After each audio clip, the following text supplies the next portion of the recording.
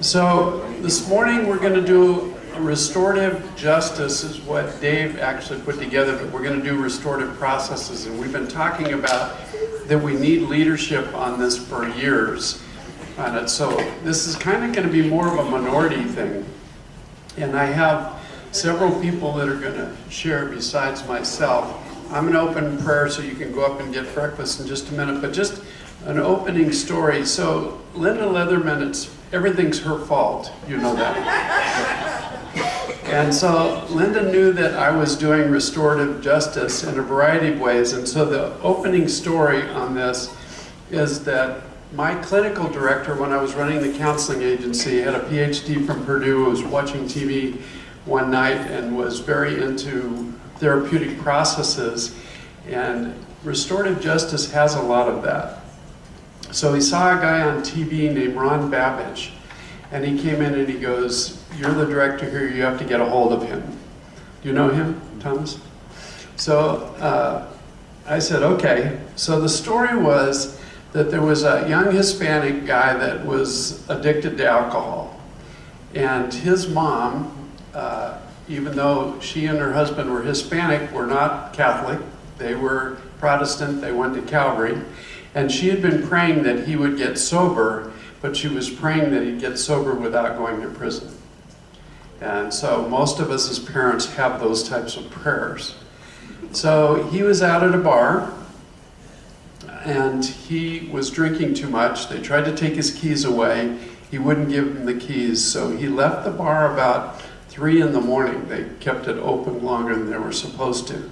He gets in his car. He's so drunk that he can't drive, so he pulls over, falls asleep, wakes up about 4 in the morning, and he heads down this road, and he hits Ron Babbage on his motorcycle. And when he hits him on the motorcycle, they bring in a fire engine team, and they pronounce him dead on the spot. Now, you may not know this, but this is a mandatory 25-year sentence. If you kill somebody in drunk driving, you're in prison for a long time. So they tell the kid that this is what's going to go on.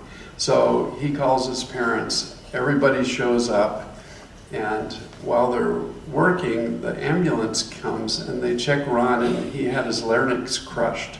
So there was no air going through that they could feel. So they thought he was dead, but he wasn't dead. And he also had every bone in the bottom half of his body broken.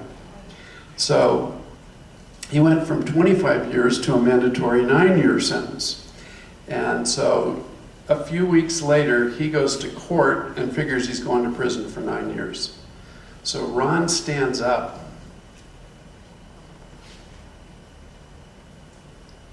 And he says, "I don't want him to go to prison.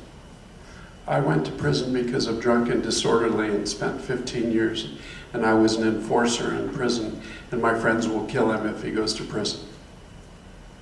So, please don't send him to prison. But what I'd like is he's on the work release program, and he helps rehab me. So every day I want him to come and rehab me. And he had to learn to walk again because he was crippled. So I interviewed everybody in the family, Ron's wife, Ron, all the family members, and put them on video. And we named our scholarship fund after Ron Babbage because of his mercy in dealing with this kid. This was a year later.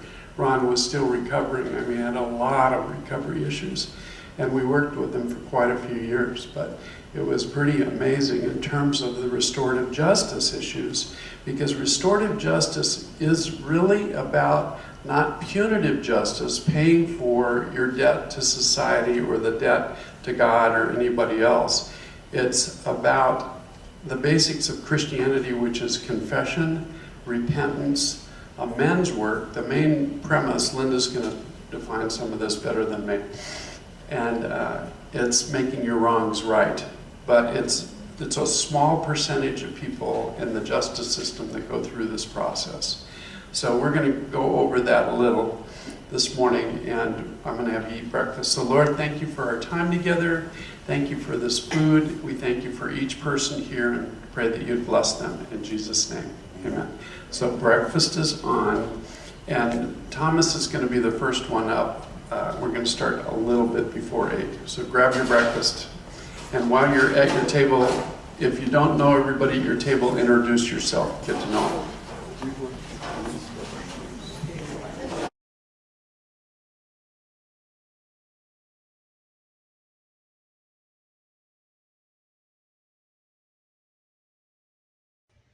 How's everybody doing this morning? Carrying the gospel with you wherever you go? Amen. We're talking about restorative justice today, and Randy asked me if I would set this up. And for me to set it up, I want to, my wife always says, begin with the end in mind. And for restorative justice, we're looking to restore and reconcile. So just recently, I had the honor and privilege of doing the burial ceremony and memorial for a young man that died from an overdose.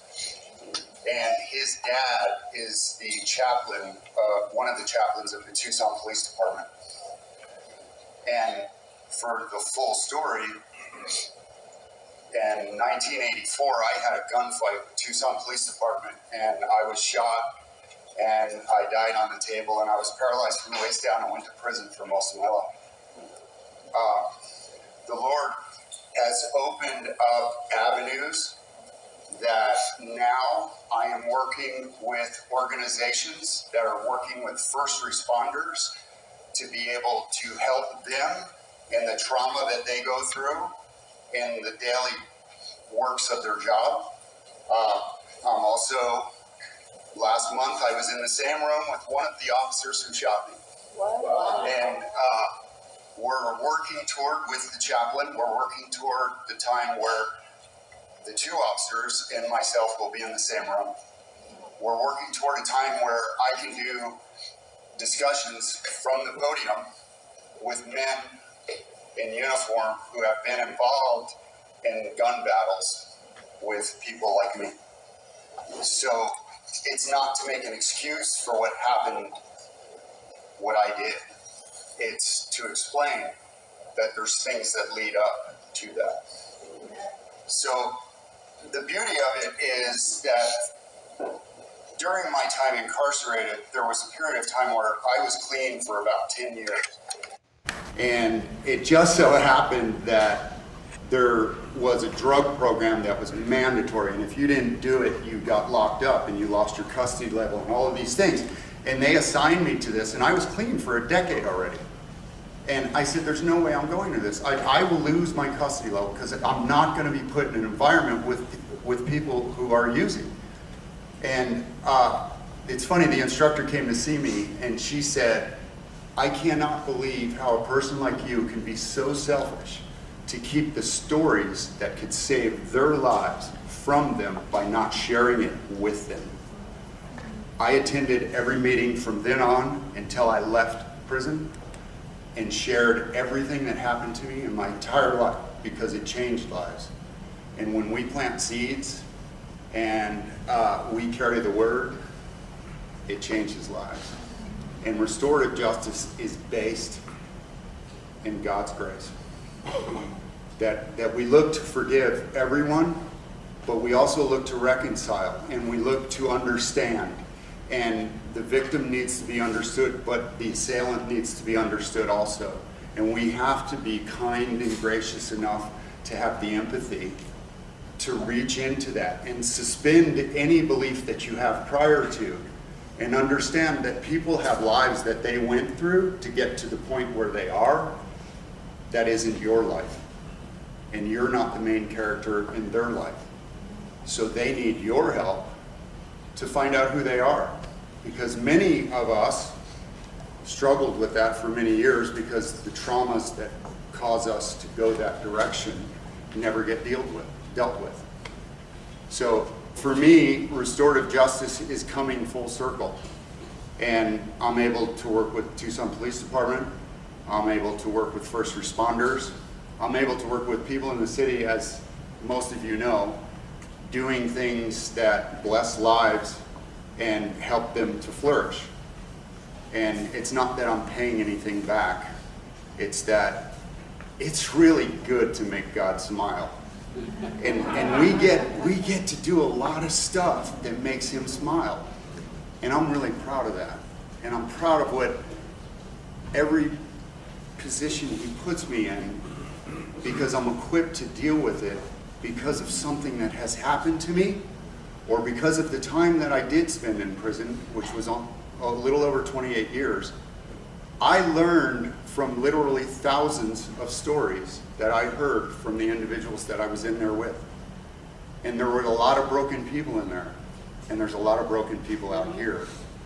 We just can't see the brokenness as easy out here. So we just need to treat everybody as if they're broken. And let's just fix them, you know? Amen. Thomas, you want to Absolutely. At this time, I would like to plug the Fresh Start event, which is October 26th, which is a Saturday. It's going to be all morning long at the Tucson Community Center. If you know of anybody that has need of the services that are going to be offered at Fresh Start, Linda's going to talk about that, I think, a little bit. No? Well, I will. Yeah, I do. But here, the thing is, which it is super cool, this year I'm going to get my rights restored at Fresh Start, and I'm going to be able to vote for the second time in my life. And I'm 60 years old, so praise be to God. That's right.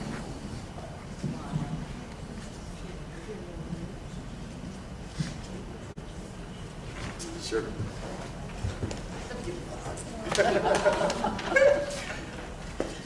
Well, Thomas is pretty wonderful, as we all know. I mean, he works really hard every day, actually.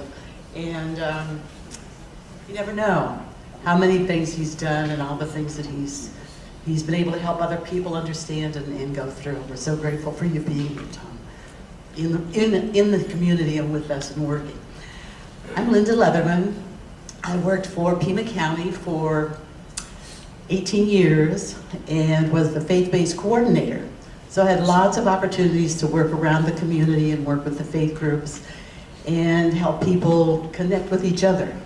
And one of the people, of course, that I connected with was Randy. And so Randy sort of got me into going back 14 years, because we worked on this 14 years ago, working on restorative justice. So I'm going to go into it, but I'm going to go fast because Randy also restricted me. I only got 5 minutes. So at this point, I'd really like to start with restorative justice. It is justice. I'm going to have to read this off. It's justice not solely based on punishment, and that's normally what we think of. Is justice based on punishment.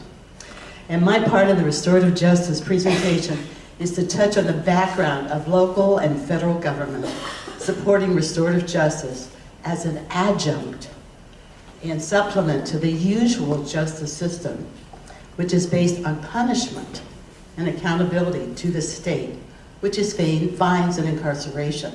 That's what we're used to. We're thinking of justice as fines and incarceration, rather than to the community. And to the community involves restoring relationships and trust. So restorative justice is an alternative system of justice that sees crime as a harm to relationships and community. It's been used for thousands of years in tribal communities and is based on shaming the perpetrators with the rest of the community. It can also involve isolating or shunning the perpetrator. The current process evolved from the Maori tribe of New Zealand, which places emphasis on the community's collective response to the social problems. So it's the community response. It's not just somebody in a uniform going out and picking somebody up and sticking them in a jail, but it's the community coming together and identifying how they want to respond to this. What we use now, the process that we use now, has been developed through networks with sociologists and psychologists, but actually was developed by Police Chief Andrew Revering and proven successful through his work with juvenile offenders. His work and the process won an award from Harvard University for its effectiveness. So we have the juvenile court process, and you can see it's a crazy pathway and just incredible things that kids have to do.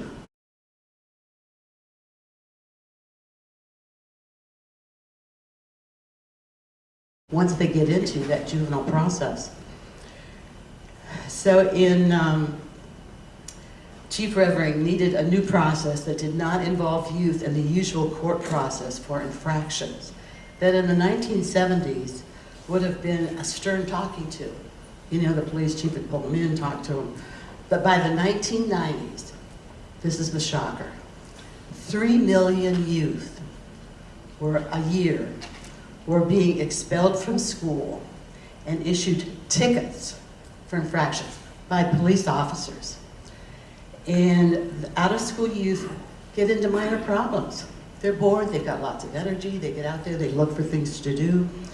This became known as the school-to-prison pipeline, because once they got into these minor problems and got involved in this juvenile court process, they just got pulled deeper and deeper into the whole justice court system.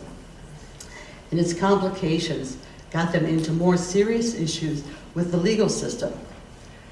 They were not showing up for appointments with the courts or their probation officers. Lots of youth were just, they didn't have transportation, and they didn't have a caring adult to help them navigate this incredibly complex system. They just didn't know how to do it. So we did this federal grant. We got this federal grant.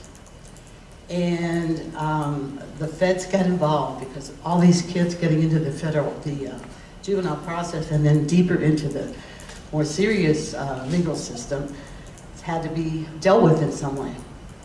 So the federal government issued grants to have faith communities get involved in restorative justice and develop programs for faith communities to use. Pima County was chosen to administer a restorative justice grant to create restorative justice programs appropriate for faith communities to use and understand. Pima County had the problem. We had lots of kids that were in the juvenile justice system for minor things like a shoplifting thing or that kind of thing. And Pima County was oh, wait a minute, I lost my place here. We had, so we were chosen, we had the problem. We had several restorative justice programs already working, and we had strong local government support for the faith community. For example, they had me as a community coordinator funded by the local government, and we had an involved faith community that cared about what was happening. Several people in this room, Randy Reynolds, myself, and several others were involved in developing the products of this restorative justice grant. And this is one of our products. It was the Restorative Justice Handbook.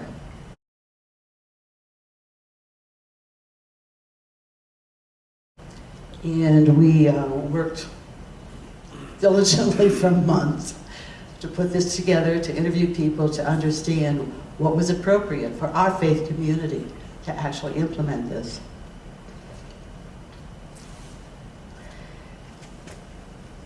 So there are 3 types of restorative justice, and we're familiar with most of them. The first one was restorative justice products, and that's better known as community service. You know, a lot of us know what community service is, and hopefully with community service, the person doing the community service, sometimes that's cleaning up yards, sometimes that's cleaning up other things in the community, and that's done through through Pima County. But it gives those people doing that community service better understanding of the community and working with others. So that's hopefully the result. There are other community service projects, and many are at churches. Knoxville, Tennessee came to Tucson during this when we were doing this project to share their successes in providing community service programs.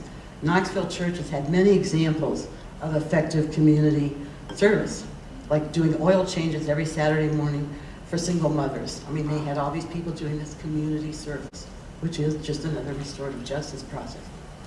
The second one is restorative justice activities, and victims sharing the impacts of the crime with the perpetrator inside the institution. They were trying all kinds of things. So they would bring the victim in and have them meet with, maybe it was a group of rapists or burglars, whatever. They would have them come in, they wouldn't, the victim would not actually meet with the perpetrator of their crime, but they would meet with people who've done similar crimes. Hopefully they would then understand some of the, and get some empathy for what people actually suffered from having been a victim. And the third thing was restorative justice conferencing. And that actually seeks to restore relationships by bringing the victim, the perpetrator, and the community representative together to talk about what happened. And that's basically what Tom is talking about, community conferencing. And the result of that, hopefully, is healing for all that are involved. And it's so exciting to hear that we're actually doing that at the police level, you know, inside the justice system, which is really exciting. And we have several current restorative justice programs in Pima County. We have teen court, we have community justice boards, we have accountability conferencing at juvenile court that is not currently happening, but it did happen for many years under Andy Revering's direction. And TUSD, the Unified School Districts, actually tried to incorporate doing restorative justice in the schools so that the kids, they didn't call the police on the children and they didn't expel them. They kept them inside the schools and worked with them there in doing something that would be like a community service project inside the school. That's no longer happening, you know, as things move on, but it's things that people are familiar with, people are willing to go back and do again. And then we have the restorative justice was most used with youth as an alternative to punishment because they felt youth could, there were several reasons. It would give them an opportunity to learn socially appropriate responses. Others can see and accept the changed behavior. Offenses may result from poor judgment rather than criminal intent.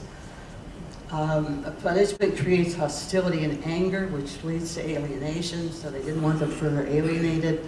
Facilities can teach more criminal activity. You become a better burglar when you're incarcerated with burglars. And facilities can become environments of bullying and abuse. We're very fortunate now that these were used and have been used with youth, but now we have a new Pima County attorney, Laura Conover, and what she wants to do is to move restorative justice into the adult community, which is what Tom is talking about. So we're really very fortunate for that. Then we have the Pima County Juvenile Court, and the reason I wanted to emphasize Pima County Juvenile Court, this has been an extremely innovative restorative justice program. It was developed and practiced by Chief Andy Revering when he retired to Tucson. We were so fortunate that he chose to come to Tucson to retire. And we have Randy and I and all the people working on the grant were trained by Andy Revering at Pima County Juvenile Court to be facilitators of accountability conferencing. Andy has since completely retired, so Juvenile Court is no longer doing it. But they still have all the mechanisms in place so that they can do it. And we had actually 10 churches, during the grant that we worked on, we had 10 churches that actually worked inside the juvenile court to help them understand and help the children do that. And the last thing is the accountability conferencing manual. Just a minute. together. We put this together, and it is available.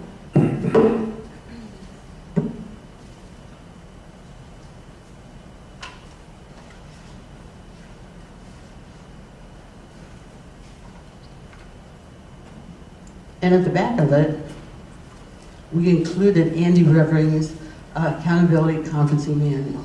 It's a real simple process. It helps people who are facilitators work with the victim, the perpetrator, and the community, and helps them to understand the whole process of interviewing and working with people to get them to the point of healing. So I think at some point we're going to be doing some classes on this, right, Randy? So that's basically sort of the history of what we've been doing. And as Tom talked about, one of the newest things we're doing is, we're also excited about, it's the Fresh Start program. And the Fresh Start program is on October 22nd, it's a Saturday morning. It provides children with, or the parents with child care resources.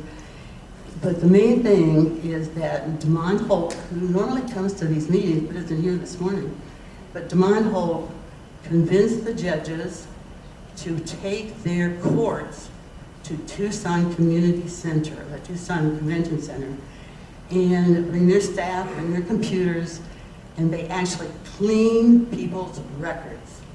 They help them get their records cleaned up. Because most of them, they are minor infractions. Many of them are minor infractions, or they've already served their time. But it's still in their record, and it prevents them getting housing, from getting jobs, from just all kinds of things. It's amazing what that record does in ruining your life. So we're real excited. And last year we helped, with our first year at the community, at the convention center, we helped 400 people.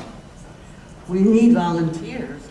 So if you're interested in helping, we'd really love to have you help us get those people into those courts, get that help from those lawyers and the judges, and get their lives back on track.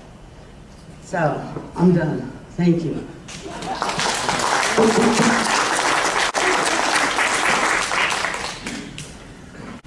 So Linda really is the champion in this area and got us all involved. And in my role in the community, one of the things that I would have to say is that running the vineyard, I learned a lot about local congregations, but to be involved with the city church, I needed people like Linda to help me look at the city issues. And so everybody here plays an amazing role. So everybody has a story, and in my role, I know leaders all over the community, so I'll call them and they'll say, do you want me to speak? You know, and everybody here has a story, and you're contributing to making the city a better place, whether you're a pastor of a local congregation or you're doing a 501c3 with a particular population. But the issue is that each person here contributes. Like Chris Wander here from the Center of Opportunity, and you guys now have court on campus, right?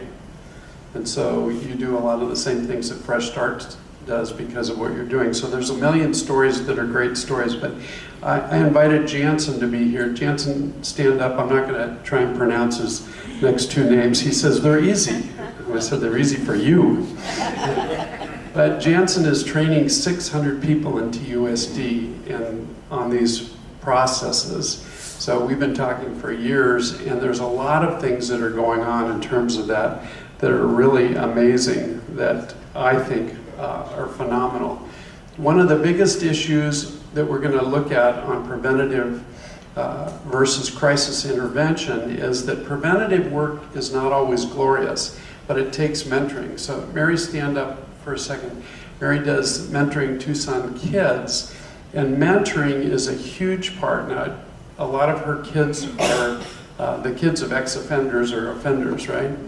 So that's a huge thing in terms of that. And then, John, would you stand up? Can we pray for you? So John is gonna, he's working with the jail system and is looking at becoming the the chaplain, he's going to put his name in the hat. So, Angel, would you pray for him? Yes. So, like I said, restorative justice is huge in terms of community transformation, but it's part of community development. So it's much bigger than working with the justice system. That's why Linda and I talked about that we should do a 501c3. We were trying to figure out whether it should be just with the justice system or all the systems. And I believe that the process should be with all the systems, and that's difficult.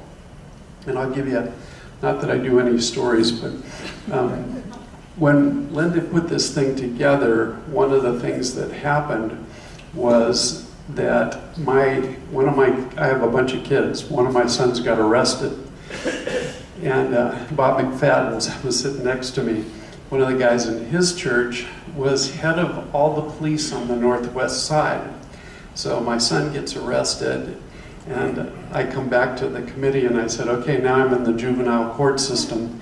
It was just like God, because he tends to do these types of things. Well, I decided that I would walk through the process. Kat is the one that's really behind community renewal and does everything, and she plays a major part in the stuff that we do. And so one of the things that was interesting is I brought this back to our committee and I said, you know, my son got arrested, so I'm going to walk through the process. And Kat says, you know, can't do anything immoral or illegal. Well, my son did something illegal, but everybody in the court system did immoral things.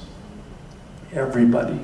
They all lied, and they all cheated, and they were not godly. So without revival and reformation, we're not going to change this just by dealing with the perpetrators, because the perpetrators also have justification a lot of times. And I found that out by Linda brought in the Department of, was Labor, right? And I wrote everybody up and turned it into the Department of Labor because they were all immoral. Everyone, judges, everybody in the system was immoral. And the thing with Bob was the night that he got arrested, the cops swearing at my son. And if you knew Lynn didn't put up with anything, so she goes after the cop, and they're going to have her arrested and write her up. And so I called Bob's friend, Rick Wilson, who was head of all the cops. I said, so the cop's swearing at my son. And he goes, you want me to fire him? And I said, no, I don't want you to fire him. He said it's illegal for him to do that, and he's not allowed to do it. He could be fired. And so I believe, as believers, it's not just the restorative justice process, it's conversion. We have to have conversion. We have to have moral people as well as godly people. Anyway, I'm going to go through this. So the first point is Christian community development work is preventative. And the question is, do you know what preventative work is? And preventative is not crisis intervention. You raise the most money for crisis intervention. So Jennifer's sitting at my table. Refugees are all in crisis. It's easiest to raise money for people in crisis than it is for preventative work. So I'll give you one example. Those of you that know me know that we started the Crisis Pregnancy Center, Hands of Hope.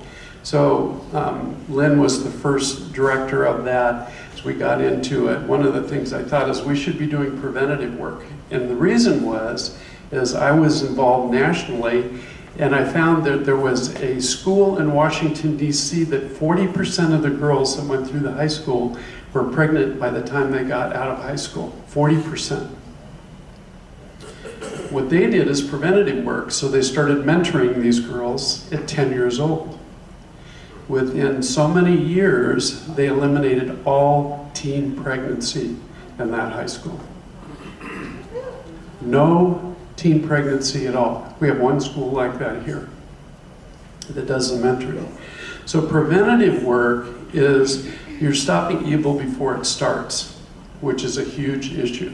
It's much more glamorous to do something with crisis than it is with preventative work. There's a lot of pastors that are here today, churches do preventative work. Your kids turn out, there's less drug use, there's less crime with kids that go to church than there are kids that don't go to church. Same thing with families that are good families that work well. You know, I'm a family systems therapist. I can tell you what families do wrong usually within 5 minutes. I'm real popular in some circles. And if you have a good family, you're going to eliminate a lot of evil. If you have a lot of dysfunction, you're going to create evil. So,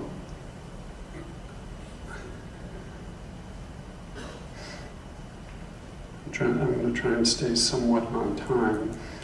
So, one of the things I want to say is that when we do a good job on development work, one of the things that happens is we see kids get educated. So Art Ekstrom is a friend of Linda's, introduced me to Art. Art's mentored over 100,000 kids that couldn't read or do math. If you don't have at least a 5th to 7th grade education in reading and math, you can't hold a job in Tucson. If you can't hold a job, guess what? You get in big trouble. So there's a verse that says, Lord, don't make me so poor that I steal.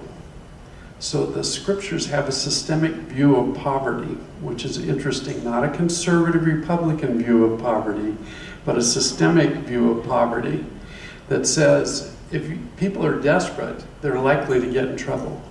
They've got to be educated. So in working with the poor, one of the things that we see is over 90% have no father or no stable family.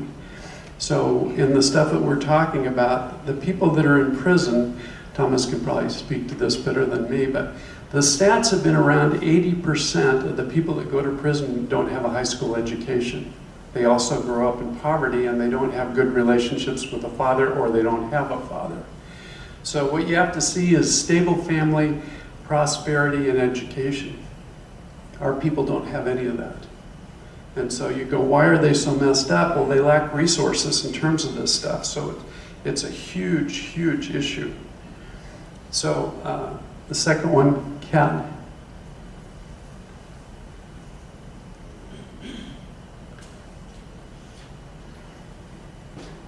So on this, one of the things that Laura said at a presentation for a fresh start is she said, we need accountability. We need prosecuting attorneys to hold people accountable.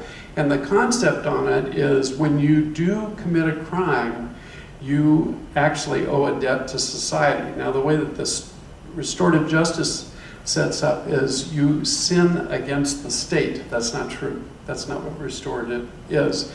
You've committed a crime against a person and a culture, and that's been eliminated by the way that we've institutionalized justice. So it's a problem. The other thing for Christians is, when I sin, who do I sin against? God. God's not in the system anymore. We live in a secular society, so it's eliminated. So she was saying that we need restorative, but we have to have accountability. And I'll give you one example. This is a quote out of a book on restorative justice. This is my favorite book, Changing Lenses.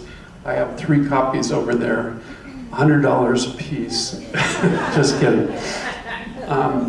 But on this, he says, and this is his quote, trauma is the violation of self. It leaves the victim vulnerable, defenseless, out of control, and dehumanized.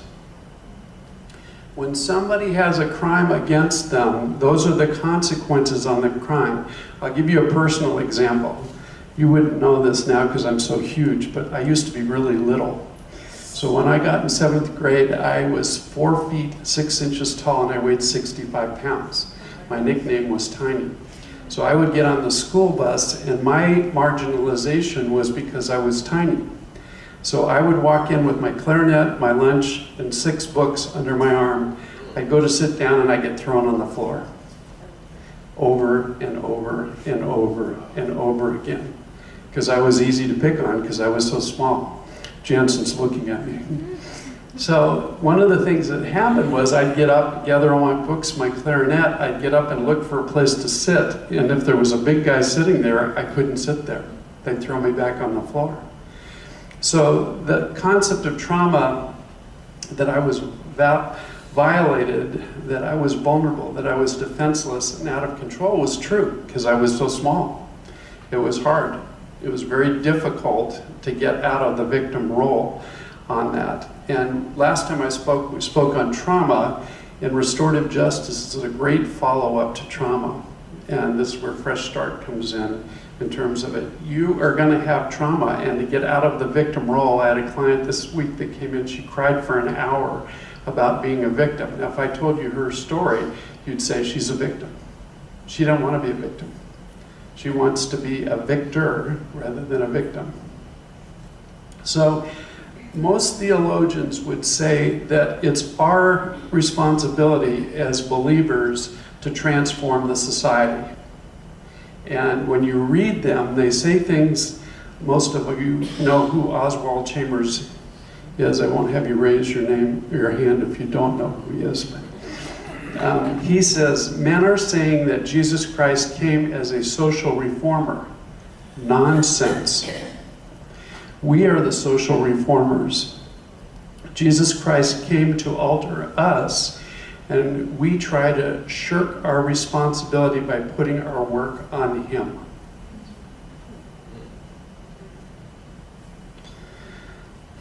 That's Gnosticism. I've only seen one other theologian that says that evangelicalism is permeated with Gnosticism, where we make it all about what God does and we shirk our responsibilities. These are our responsibilities, folks, not God's, although he works in us.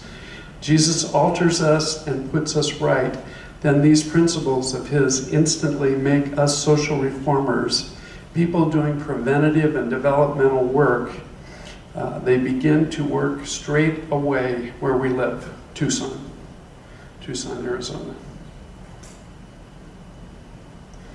So preventative work stops evil before it starts. When we do a great job, we see less bad statistics. So most of you know that we beat the murder rate last year. We had more murders than we've ever had before. So the politicians don't like that we have bad stats, but I learned from Linda those stats help us get the resources that we need to make a difference on it. But I'll give you an example of this, how preventative works. And this is a minority issue, and I'll tell you why. So in our community, we only have 4% of the population that's black. What's the percentage? John, you're not allowed to tell. What's the percentage of black people in our county jail? 18%. So they're more represented than the population. But the main populations of the Pima County Jail are first Hispanic and Native American. Native American is up there. We have a Native American representative here. You want to raise your hand? So one of the things that's hard is when we look at people that go to jail, they're often people that come from populations where you have to be tough. My dad was a Marine boxer. I was a little wimp. So my dad protected me from the bullies that fed me snails when I was really small, and thought that I couldn't beat anybody up. As I got older and stronger and established myself, one day I pulled 4 guys out of a car and was going to beat the snot out of all of them. And he goes, "You've changed." But I had grown up in a system that strength, power, and dominance was admired. My belief in restorative justice is you have to have conversion. A person has to be able to say, it's better to be weak than strong. And so one of the things that I want to say is that one of the reasons that we do win-lose in conflict resolution is because of that model of being strength and dominating, being strong and dominating. When you have win-win or mutual respect, which is the kingdom model, you have to listen. And in listening, it looks like you're wimpy at times. It looks like if you sit and listen, then you can't beat the person up and take control. And I've worked with gangs for years, and the guys will say, you have to be able to beat people into submission to get respect, rather than listen to them and show respect. You have to be able to dialogue. You'll see in most of our things that people talk over. We have deaf dialogues. They talk over one another rather than exchanging. And out of that, you have to be able to solve problems. This is not the way that the kids work. And what Linda was talking about with Jim Fish on restorative justice, they believed that the kids had to learn to listen, to dialogue, and resolve conflict, or guess what? They'd end up in prison. So they hired Jim Fish in conflicts. Instead of writing the kids up and giving them tickets, they had to go to the principal's office and see Jim Fish and learn how to listen, dialogue, and resolve conflict. Create win-win situations rather than win-lose. That's the model that I believe is in Christendom. Now, I've been a therapist for 50 years, and I would say the church kind of sucks in this area as well, because we convert people that don't know how to do win-win. We convert people that know how to do win-lose. That's why our divorce rate is about the same, and I speak from experience on this, is the world. So we have to learn it before we can give it away. You can't give away what you don't know, and that's very important. The other thing for us is we believe that you have to put off the old and put on the new. So if I learn a lot of bad things, I've got to be able to own my sin, confess it, repent, and I have to walk in faith and change.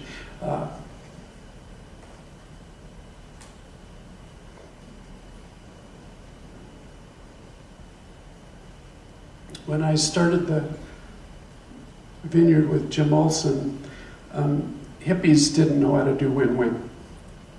They were a rough group of people, and Bob Cope was my best friend. And some of you went to his funeral. He had 1,000 people at his funeral. He was known in the community as a man of character. Bob was not a man of character when he started. He had every issue that every person that goes to prison had. He didn't go to prison, but he could have gone to prison. I won't go through all of his sins because he wouldn't appreciate that at this point in time. But one morning we got together every week for probably 45 years. And I said, how'd you do this week? Well, Bob was rated number 6 in the nation in high school as a wrestler. He pinned everybody within 1 minute. He became a bouncer as he got out of high school, and he says to me, he was a plumber, he said, I was out at IBM and this guy walked up and he wanted to fight, and he was provocative. And he said, and Bob would tighten his top lip when he was mad. And he said, I did great because I didn't beat the out of him. He said, my issue was learning how to control my temper, so I didn't show that I could dominate easily with the strength that I had. I treated him with respect and showed him the love of Jesus. A lot of us still need to know that. Bob McSpadden asked me yesterday after finding out my dad was a Marine boxer. He said, so are you a dominating person? I said, you have to talk to my wife about that. But just in closing, I want to give you one example, and then I'll do a quick video. This goes on all the time in the church as well, and I think we as the church are called to do restorative processes. So one morning I get a call, and this guy says, this week I'm in the gym, and this guy comes in, and he pulls out a gun, and he shoots me. And he said, I fall to the floor, and I think I'm going to die. He shot him with a taser.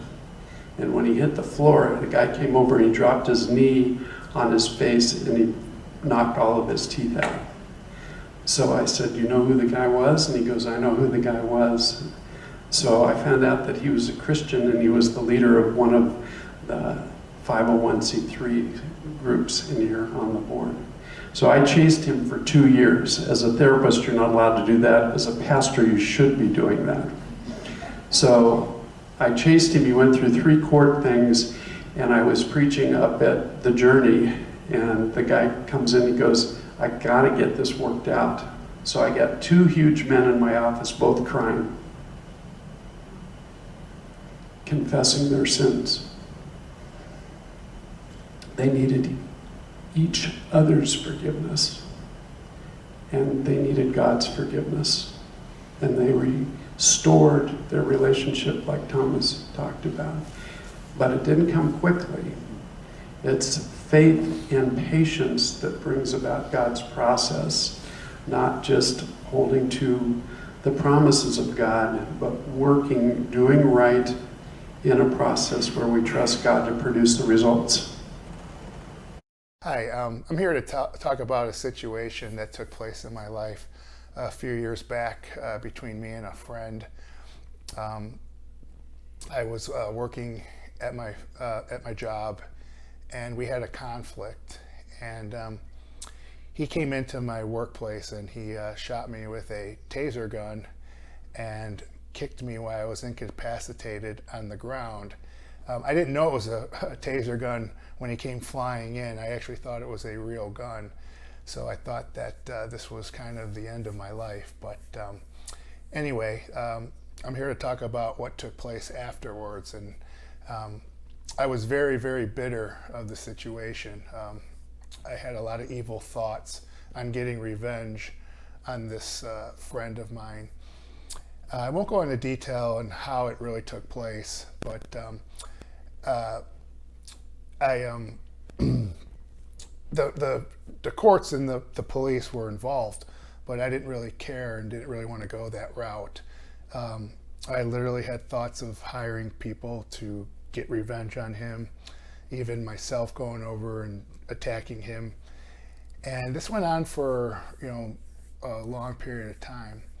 And I truly believe that God played a role of not making me go get the revenge on this gentleman.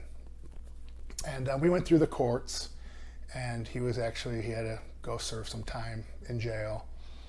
And there was obviously a civil suit, but I still wasn't satisfied, and I still had no peace with the situation. So this went on for a couple years, and I just was still living with the pain and the revengeful thoughts. So through some mediation here in town, this gentleman and I were able to get together into a room, and he was very sincereful about being sincere about what he had done. And that's when I finally realized that I had this peace, and we were able to talk for about a good hour. And I truly believe that God intervened and brought us together to resolve the situation. So I had all these bitter feelings for all these years, and the revengeful repay evil with evil, which I know is not the right thing to do. And I actually forgave this guy for what he had done. And that was probably what I needed in my life. And there's no doubt that God played a part in that. And he was a Christian, and he just made a mistake. And so I kind of think that that's actually restorative justice from my standpoint and his standpoint, because I've actually been in contact with this guy throughout the years after the situation, and we were friends again. And I look back at it now and I can kind of laugh at it. Not that I joke about it, but it really was just something that happened that shouldn't have happened. And I don't have those bitter feelings anymore.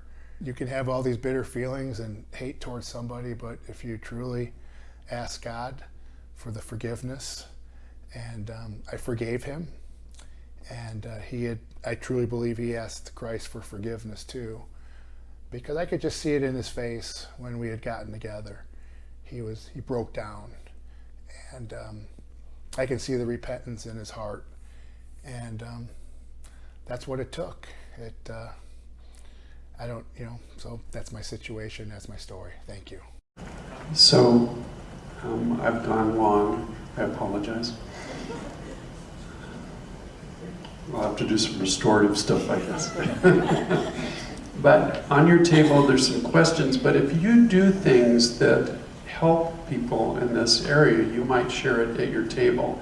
At a couple minutes before 9, I just want one of you to close in prayer and pray for our city, that we've become adept at doing restorative processes in every area, whether it's the church or business or politics or the justice system, that we grow in our knowledge and our capability, our competency to be able to do this and resolve it, and especially for the church to lead in this area.